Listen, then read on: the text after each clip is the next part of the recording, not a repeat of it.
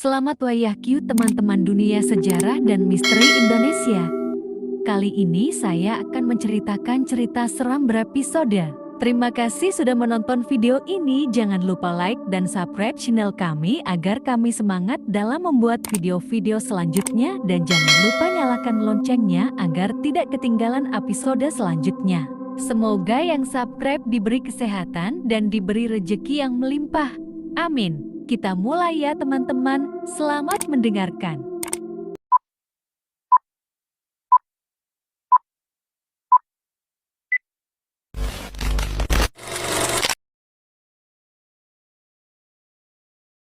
Episode 15. Malam saat waktu pulang. Malam itu sunyi. Setelah semua bayangan memudar, Arga dan Surya duduk bersandar di dinding rumah tua yang pernah menjadi saksi rahasia mereka. Di luar, angin berhembus pelan. Tak ada lagi ketukan, tak ada lagi bisikan. Hening. Setelah rumah tua itu dibersihkan dari bayangan, hanya detik jam saku yang terdengar, perlahan namun pasti. Jam yang semula rusak kini berdetak, mundur. Arga memutar-mutarnya, mencoba menghentikan detiknya tapi tidak bisa. Kenapa waktunya mundur? Gumamnya. Surya duduk di lantai, memegangi kepalanya. Kayak kita nggak maju-maju. Gak, udah ngelewatin semuanya. Tapi rasanya kita makin ke belakang. Di luar rumah, kabut turun pelan-pelan. Kabut itu aneh tidak menggantung, melainkan mengalir seperti air. Menjalar ke tanah, lalu naik ke dinding, jendela, dan akhirnya masuk dari celah rumah. Dalam kabut itu, muncul bayangan lain, tapi bukan seperti yang mereka lihat sebelumnya. Bayangan ini tidak tinggi, tidak menyeramkan, tapi sangat akrab. Tok, tok, tok. Bukan dari jendela, tapi dari dalam lemari tua di ruang tengah. Arga menoleh.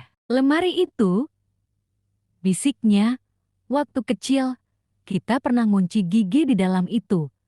Buat main petak umpat. Surya menatapnya lekat. Bukan cuma gigi. Gak, kau lupa. Arga menggalang, tapi lemari itu bergetar. Dan ketika pintunya terbuka, seseorang melangkah keluar. Bocah laki-laki, umur 8 atau 9 tahun. Kurus, memeluk boneka kayu yang setengah terbakar. Siapa itu? Tanya Arga. Bocah itu mendongak. Matanya gelap bukan kosong, tapi dalam. Seperti menelan cahaya. Lalu ia berkata, "Namaku Langit. Kalian pernah bertemu denganku. Tapi kalian pilih tidak mengingat." Surya gemetar. "Langit, bukan nama Gigi." Langit tersenyum, "Bukan. Tapi aku juga anak yang kalian kubur. Bukan di tanah, tapi di ingatan." Langit menunjuk ke arah dinding. Tiba-tiba dinding itu retak dan terbuka menjadi lorong. Lorong itu dipenuhi jam-jam berdetak mundur, melengking, seperti jeritan yang diputar balik. "Ini malam saat waktu pulang," kata Langit. "Kalian pikir kalian datang untuk menyelesaikan masa lalu. Tapi kenyataannya, masa lalu sedang menjemput kalian." Arga dan Surya saling pandang. Detik jam saku semakin cepat. Langit melangkah masuk ke lorong. "Ikut aku. Atau kalian akan terus hidup dengan waktu yang bukan milik kalian." Tanpa sadar, mereka melangkah masuk.